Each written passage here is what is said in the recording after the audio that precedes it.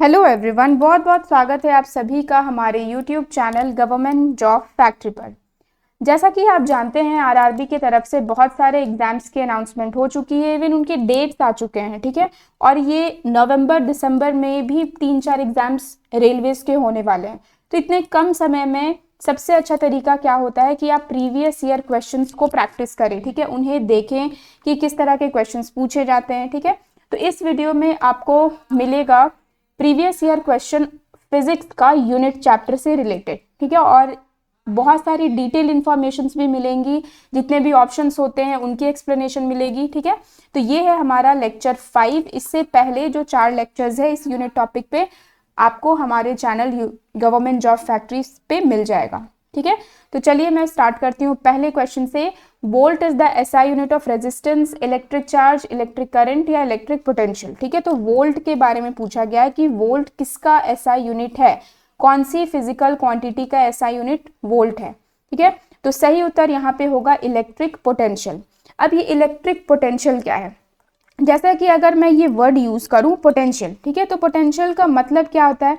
जैसे simple language में हम पोटेंशियल को क्या कहते हैं, स्ट्रेंथ कह सकते हैं या पावर कह सकते हैं, ठीक है। जैसे अगर मैं कह रही हूँ कि हाँ इस पर्सन में पोटेंशियल है कि वो इस एग्जाम को क्रैक कर सकता है, मतलब उसकी पावर या उसकी स्ट्रेंथ के बारे में बात की जा रही है। लेकिन इलेक्ट्रिसिटी के केस में पोटेंशियल का मतलब क्या होता है, तो मैं बता दूं पोटेंशियल का मतलब क्या होता है, work done in bringing a unit positive charge from one point two another, ठीक है। अब इसका मतलब क्या हुआ, पहले ध्यान से सुन लो क्या है।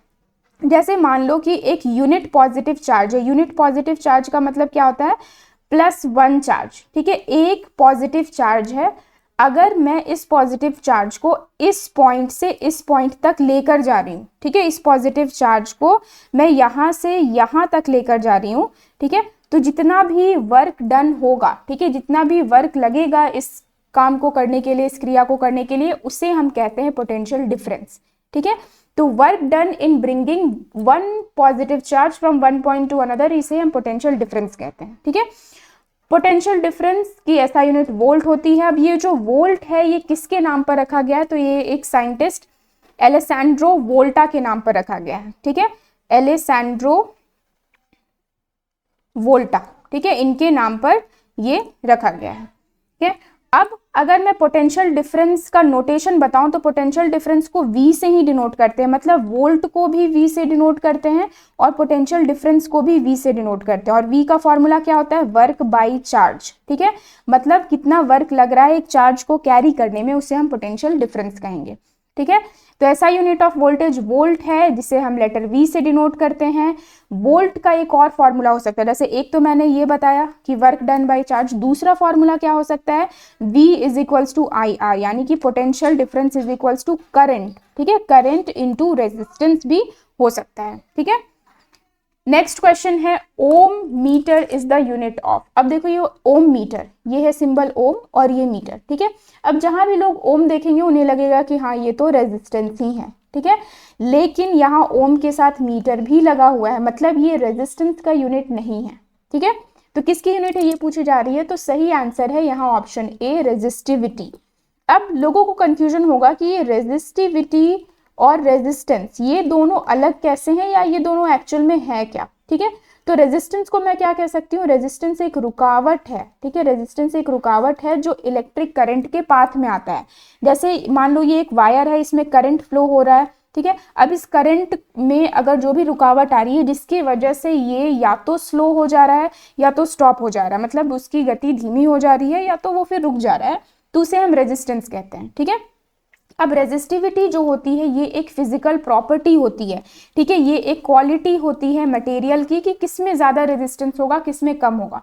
जैसे मान लो मैं एग्जांपल दे रही हूँ, ये है आयरन का रॉड, ठीक है, और ये है एक प्लास्टिक का रॉड, ठीक है।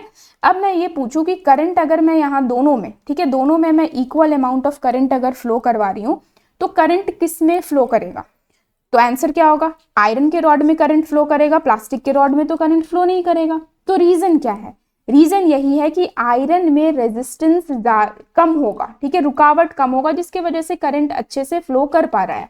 लेकिन प्लास्टिक में क्या होगा, रुकावट ज्यादा होगा, ठीक है, जिसकी वजह से करंट फ्लो ही नहीं कर पा रहा है। तो इसी क्वालिटी को, इसी स्पेशल फीचर को हम कहते हैं रेजिस्टिविटी। ठीक है, रेजिस्टिविटी को एक और नाम से जाना जाता है, क्या है ये?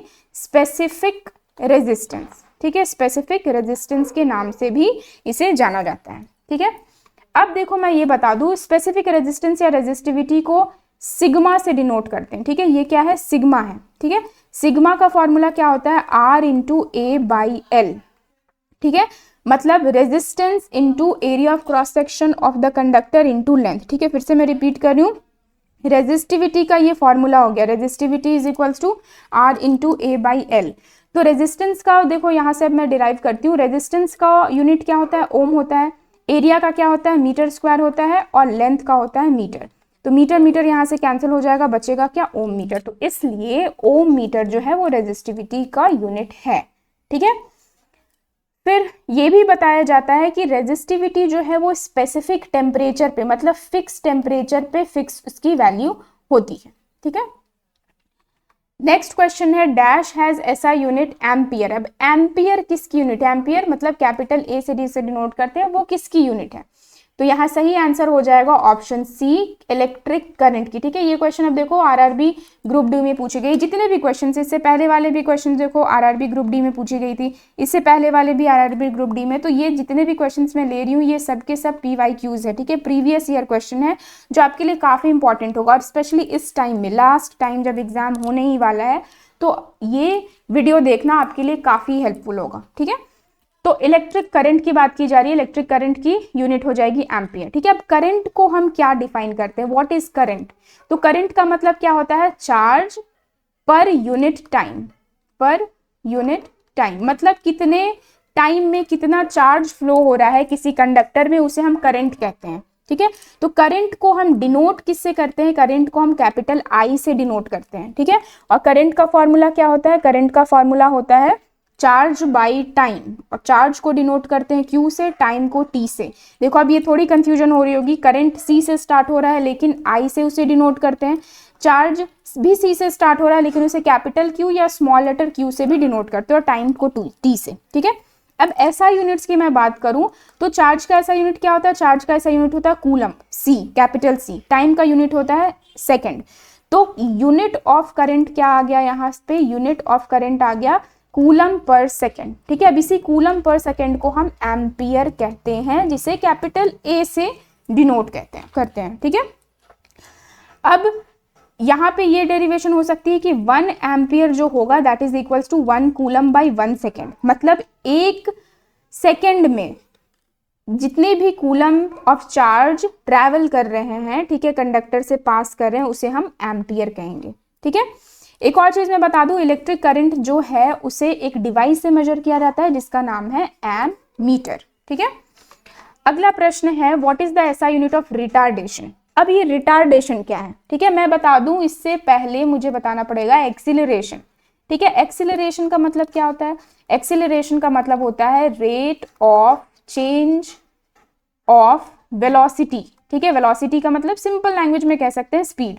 ठीक है, मतलब अगर वेलोसिटी चेंज हो रही है आफ्टर सम टाइम, ठीक है, कुछ टाइम में अगर वेलोसिटी या स्पीड चेंज हो रही है तो उसे हम एक्सेलरेशन कहते हैं। जैसे मान लो कि एक कार है, ठीक है, ये कार है, ये मूव कर रहा है 60 किलोमीटर पर आवर के स्पीड से। ठीक है, और 5 मिनट के बाद इसकी स्पीड जो हो गई वो बढ़ गई, 70 किलोमीटर पर आवर हो गया। मतलब देखो इसकी वेलोसिटी में चेंजेस आया है। ठीक है, स्पीड इंक्रीज हो रही है और सर्टेन टाइम में इंक्रीज हो रही है।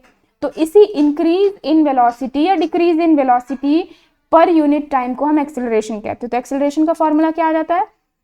Change in velocity by time, मतलब v minus you by T, final velocity minus initial velocity by T. ठीक है, अब एक्सेलरेशन जब ये पॉजिटिव चेंज हो, जब चेंज पॉजिटिव हो, मतलब जब स्पीड इंक्रीज कर रहा है, जैसे 60 to 70 जा रहा है, तो हम क्या कहेंगे कि गाड़ी जो है वो एक्सेलरेट किया, यानी कि स्पीड उसकी बढ़ गई।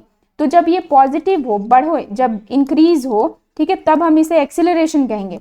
लेकिन जब ये डिक्रीज हो, मान लो 70 से वापस ये 60 में पहुंच गई, मतलब स्पीड स्लो हो जा रही है, गाड़ी की स्पीड जो है वो स्लो हो जा रही है, या मैं कह सकती हूँ डिक्रीज हो जा रही है, ये नेगेटिव यहाँ पे चल रहा है, तो उसे हम रिटार्डेशन कहते हैं। ठीक है, तो देखो रिटार्डेशन कोई अलग चीज नहीं है। रिटार्डेशन क्या है? रिटार्डेशन है नेगेटिव एक्सीलरेशन।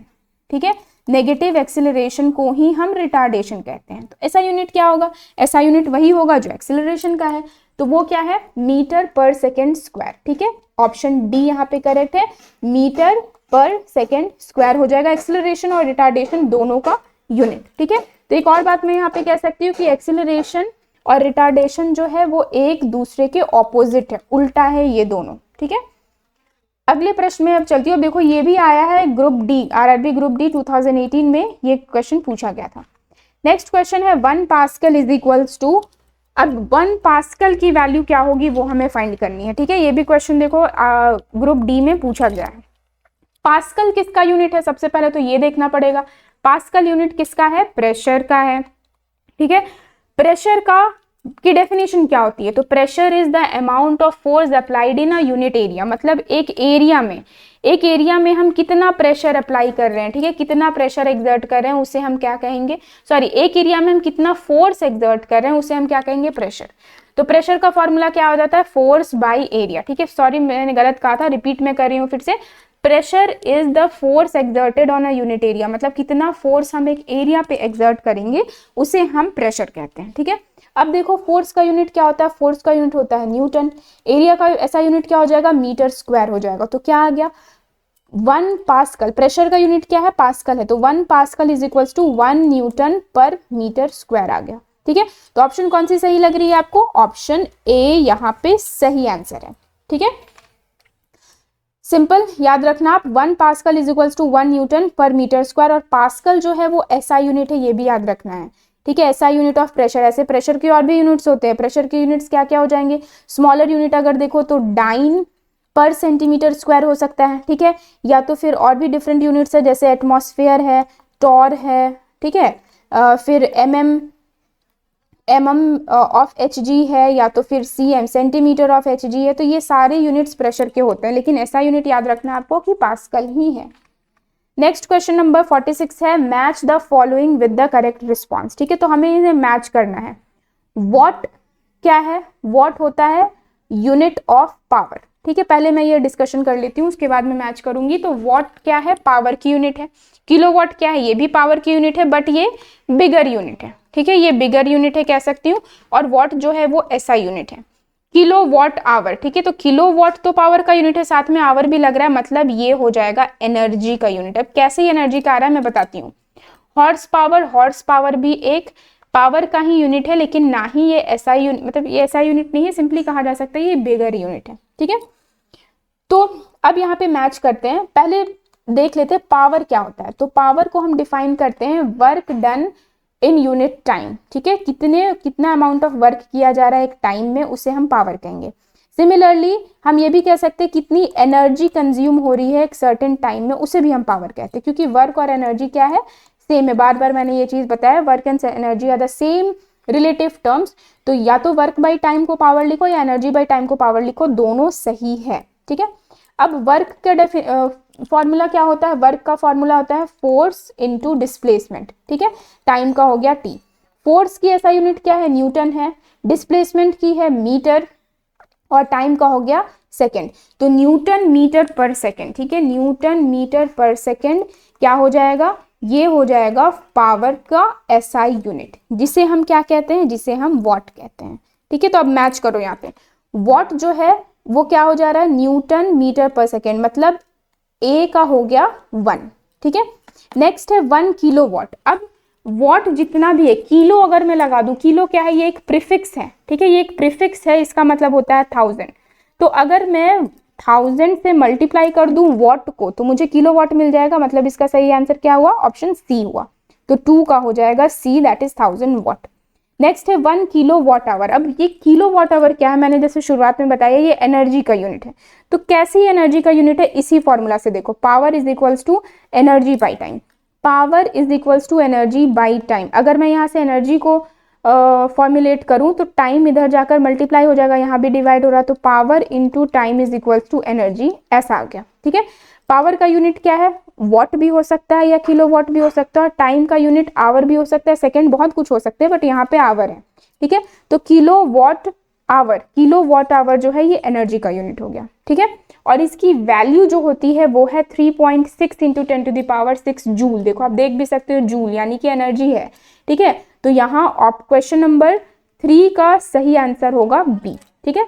हॉर्स पावर की वैल्यू आपको बार बार मैंने कहा है याद रखो, 746 वॉट, ठीक है। तो ये 4th का आंसर हो जाएगा डी। ये तो करेक्ट ऑप्शन आपको कौन सा लग रहा है इसमें? करेक्ट ऑप्शन है ए ऑप्शन, ठीक है। 1 का ए, 2 का सी, 3 का बी और 4 का डी, ठीक है। चलो अब नेक्स्ट क्वेश्चन में मैं बढ़ती हूँ। नेक्स्ट है what is the SI unit of wavelength. अब देखो सबसे पहले तो मैं बता दूं वेवलेंथ क्या होता है, ठीक है। तो वेवलेंथ जैसे अगर कोई भी साउंड या लाइट है वो वेव के फॉर्म में ऐसे ट्रैवल करते हैं, ठीक है, इस तरह से वेव के फॉर्म में वो ट्रैवल करते हैं। तो इस लाइन को, ये जो लाइन अभी मैंने ड्रॉ किया है, इसे हम कहेंगे मीन पोजीशन या तो ओरिजिनल पोजीशन या ओरिजिनल लाइन, जहां से वेव स्टार्ट हो रही है, ठीक है। जैसे मान लो अगर ये हमारा घर है, हम अपने घर से निकल कर कहीं जा रहे हैं, तो ये घर हमारा मीन हो गया या ओरिजिनल पोजिशन हो गया या रेफरेंस पॉइंट भी हो गया, ठीक है। तो यहाँ से मान लो ये वेव ऐसे राइज कर रहा है, फिर फॉल कर रहा है, फिर राइज कर रहा है, फिर फॉल कर रहा है, फिर राइज कर रहा है, फिर फॉल, मतलब इस तरह का एक वेव बन रहा है, ठीक है।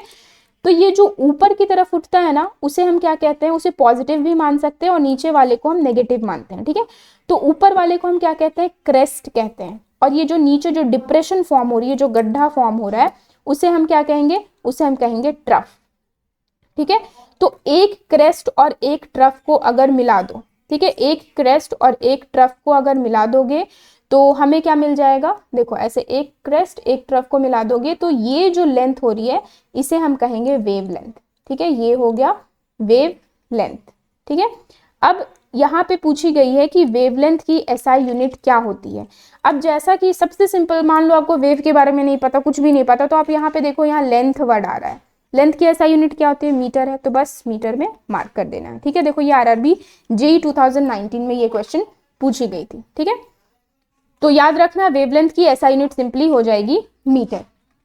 नेक्स्ट क्वेश्चन नंबर 48 है which of the following is the symbol of mole in SI unit, ठीक है। तो सबसे पहले मैं बताऊं मोल क्या है, ठीक है। तो मोल क्या है? अमाउंट ऑफ सब्सटेंस को मेजर करने के लिए, ठीक है। केमिस्ट्री का ये टॉपिक है या फिजिक्स में भी इसे यूज करते हैं। जैसे मान लो अगर ये मैटर है, ठीक है, मैटर कैसे किससे बने हैं? मैटर पार्टिकल से बने हैं। तो पार्टिकल्स बहुत छोटे होते हैं, मतलब आपने सुना होगा एटम्स, मॉलिक्यूल्स, ये काफी छोटे, इतने छोटे हैं कि एटम्स को तो आज तक माइक्रोस्कोप से भी नहीं देखा गया है, ठीक है। तो फिर उसका मास के बारे में जानना, उसके नंबर को काउंट करना, ये तो काफी मुश्किल होगा। तो इसलिए एक बड़े नंबर को इंट्रोड्यूस किया गया, एक बड़े टर्म को इंट्रोड्यूस किया गया जिसे हम क्या कहते हैं? मोल कहते हैं, ठीक है। तो अगर कभी भी कहा जाए 1 मोल, तो 1 मोल का मतलब क्या हो जाएगा? 6.023 इंटू 10⁻23 एटम्स, मतलब पार्टिकल्स का आ जाएगा, ठीक है। अब ये पार्टिकल्स में क्या क्या आ जाएंगे? पार्टिकल्स में आ जाएंगे एटम्स, या तो मॉलिक्यूल्स, या तो आयंस, ठीक है, मतलब चार्ज्ड वंस। तो यहाँ पूछा गया इसका शॉर्ट फॉर्म नोटेशन क्या है? तो MOL जो है इसकी शॉर्ट फॉर्म नोटेशन है, ठीक है। अब मैं एक और बात बता दूं, मोल जो है, मोल से हम क्या करते हैं? बहुत सारी चीजों को फाइंड करते हैं, जैसे molar formula, molar value find करते हैं, यानी कि मोलर मास फाइंड कर सकते हैं, ठीक है। और ये जो नंबर मैंने बताया है 6.023 इंटू 10⁻23, इसे हम कहते हैं एवोगाड्रोज नंबर, ठीक है, एवोगाड्रोज नंबर, ठीक है। इसे हम किससे डिनोट करेंगे? Na से डिनोट करते हैं, ओके।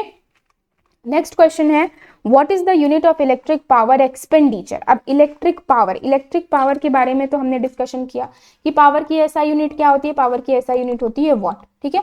लेकिन यहाँ पे एक्सपेंडिचर के बारे में बताया। एक्सपेंडिचर का मतलब क्या होता है? खर्च, यानी कि इलेक्ट्रिक पावर हम कितना खर्च कर रहे हैं, ठीक है। जैसे हमारे घरों में बिल आता है ना, जो मीटर लगी हुई रहती है, उसमें रीडिंग्स आते हैं, ठीक है। सपोज 552 ऐसा कुछ रीडिंग है, तो उसके हिसाब से हमें इलेक्ट्रिक बिल पे करना पड़ता है, ठीक है। तो कितना यूनिट हमने कंज्यूम किया, ठीक है, कितना यूनिट हमने कंज्यूम किया, ये कौन से यूनिट में होता है, ये आपसे पूछा जा रहा है। तो कभी आपने ध्यान से देखा होगा तो देखो यहाँ पे लिखा हुआ भी रहता है किलो वॉट आवर मीटर, इसे कहते हैं, ठीक है। या कभी बिल में आप देख सकते हो कि यूनिट्स कंज्यूम, तो बताया जाएगा कि हाँ आपने 105 kilowatt hour units consume किया, ठीक है। तो अगर सिर्फ पावर के बारे में पूछी जाती तो ये वॉट होता, लेकिन यहाँ पूछा जा रहा है एक्सपेंडिचर क्या, तो it will be kilowatt hour, ठीक है। देखो ये भी आरआरबी जेईई 2019 में पूछा गया है, ठीक है। नेक्स्ट क्वेश्चन है what is the another name for coulomb per second. ठीक है, कूलम पर सेकेंड, कूलम का मतलब क्या हुआ, चार्ज, और सेकेंड का मतलब क्या हुआ, टाइम। तो चार्ज बाई टाइम, ये मैंने अभी जस्ट पहले के क्वेश्चंस में डिस्कशन किया है। चार्ज बाय टाइम किसका फॉर्मूला होता है, चार्ज बाय टाइम करंट का फॉर्मूला होता है। मतलब यहाँ पूछा जा रहा है कि 1 कूलम पर सेकेंड किसकी यूनिट हो सकती है। तो करंट की यूनिट क्या है, करंट की यूनिट है एम्पियर, यानी कि 1 ampere is equals to 1 coulomb per second हो सकता है। ठीक है, तो सही आंसर यहाँ पे हो जाएगा एम्पियर। ये भी क्वेश्चन जेई 2019 में पूछी गई है आरआरबी के थ्रू। ओके, तो आज के लिए बस इतना ही, फिर मैं नेक्स्ट डे इसके आगे का जो भी है PYQs आपके लिए लेकर आऊँगी। तो इस वीडियो को ज़रूर देखना पूरा, और फिर अगर आपको ये वीडियो पसंद आ रही हो तो आप इसे लाइक करें और सब्सक्राइब करें हमारे चैनल गवर्नमेंट जॉब फैक्ट्री को। ठीक है, और भी सब्जेक्ट्स की मैथ्स, GS, GK, इन सब की PYQs आपको इस यूट्यूब चैनल में अवेलेबल होंगी। Okay, so thanks for watching.